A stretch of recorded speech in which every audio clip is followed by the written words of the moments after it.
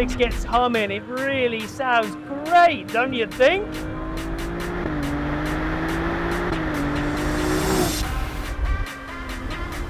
Well, welcome now to the Ferrari 296 GTB, and can you hear that? No, that's the point. It's a hybrid V6 Ferrari.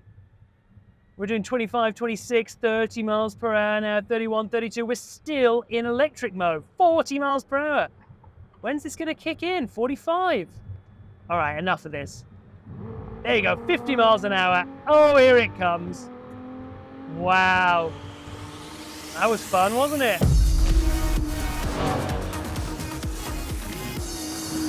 Yes, the first non-Dino Ferrari badged Ferrari to be V6 powered, and not just that, it's a hybrid. One electric motor, so it's kind of like a baby SF90. Of course, the SF90 has that monstrous V8 and 3 electric motors. This is a V6. This car is actually something of a legend in the MotorTrend offices because it is the quickest rear-wheel drive car we have ever tested.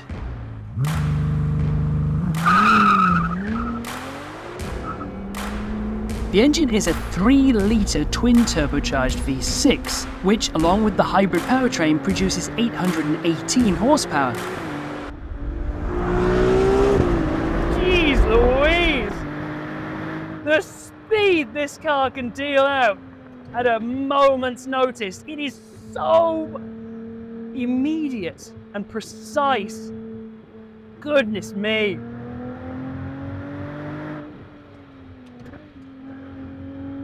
Wowee.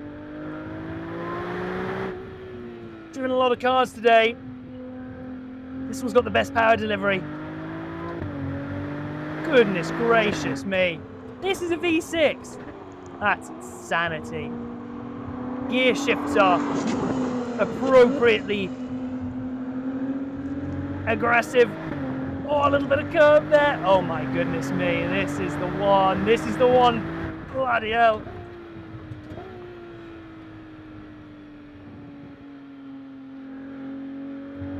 Gosh almighty, it sounds good, don't you think?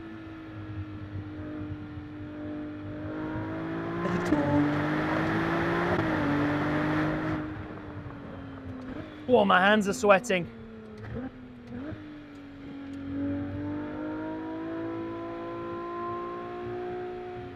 All right, focus, Joe.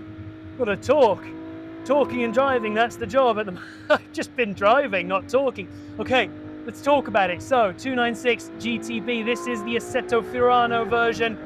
That pack, of course, was the first introduced on the SF90, now available on the 296. And you get things like multimatic dampers, a lot of carbon fiber, a bit of weight reduction, you know, all that good stuff.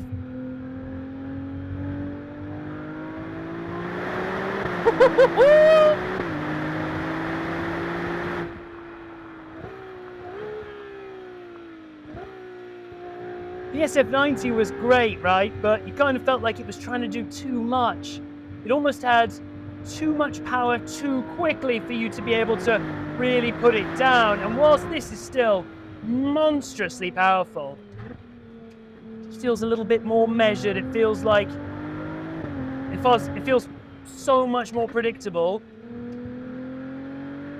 The brakes, it's brake-by-wire. Again, SF90 did that too. And some of my colleagues here have said that it does feel a bit wooden. I wouldn't say as I feel that necessarily. Wow.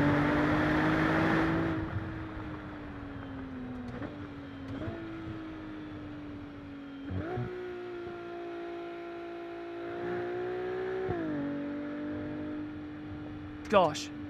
I wish second gear was a little bit taller. You're sort of out of second gear by the time you're at 60 miles per hour. In the GT3, I feel like that's more like 80 miles an hour, and it makes a difference.